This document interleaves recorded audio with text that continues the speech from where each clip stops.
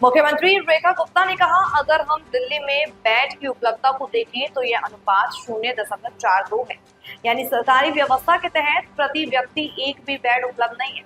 और अगर मैं केंद्र सरकार, दिल्ली सरकार और निजी क्षेत्र सभी को मिलाकर देखूं तो यह संख्या कुल मिलाकर केवल 0.5 होती है, यानी प्रति व्यक्ति सिर्फ आधा बेड। यदि दिल्ली में अवेलेबिलिटी ऑफ बेड देखें तो 0.42, यानी एक बेड भी 1,000 लोगों पे आपका सरकारी उपलब्धता नहीं है। और सारे मिला दूं मैं, केंद्र सरकार के भी, दिल्ली सरकार के भी, प्राइवेट सेक्टर के भी, तो भी 0.5 यानी 1.5 बेड सब कुछ, तो भी दिल्ली के लोगों को हम वो नहीं दे पा रहे जो आपका WHO बोलता है कि कम से कम प्रति 1,000 लोगों पे 2 बेड तो दो। और आईसीयू की और ट्रॉमा सेंटर की तो बात ही छोड़ दीजिए। इन विकट परिस्थितियों में देश की राजधानी अपना गुजारा कर रही है। तो जो बात आदरणीय खन्ना जी ने कही कि कोविड के समय में प्रशासन तो लाजमी था, आज भी उनके रिकॉर्ड में केवल मात्र 97 लोगों की डेथ दिखाई गई है।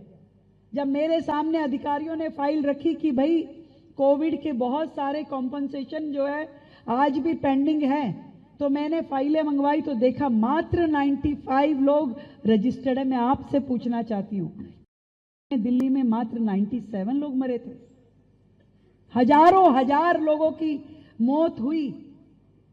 क्रिमिनेशन ग्राउंड्स पे जगह नहीं थी, लोगों का नंबर नहीं आ रहा था। मुझे आज भी वो समय याद आता है डॉक्टर साहब कि मैंने एक परिवार की मदद करी, क्रिमिनेशन करवाने में उसकी वाइफ की डेथ हो गई थी। उनका मेरे पास फोन आया, धन्यवाद रेखा जी, आपने क्रिमिनेशन में मदद कराई। मैं लिटरली आंसुओं से रोई कि अब वो समय आया है जीवन में जब क्रिमिनेशन करवाने के लिए सामने वाला व्यक्ति मुझे धन्यवाद कर। वो स्थिति थी दिल्ली में।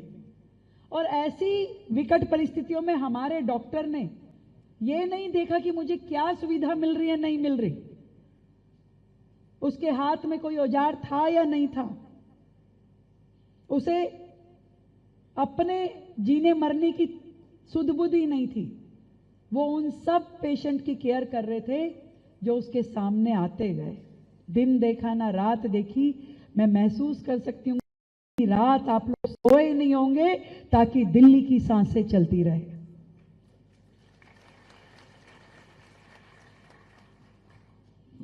और जब मैंने आज का थीम देखा कि इस डॉक्टर डे का थीम क्या है, behind the mask who heels the healer, ये जो हील देने वाले हमारे डॉक्टर हैं, इनको कौन हील कर रहा है?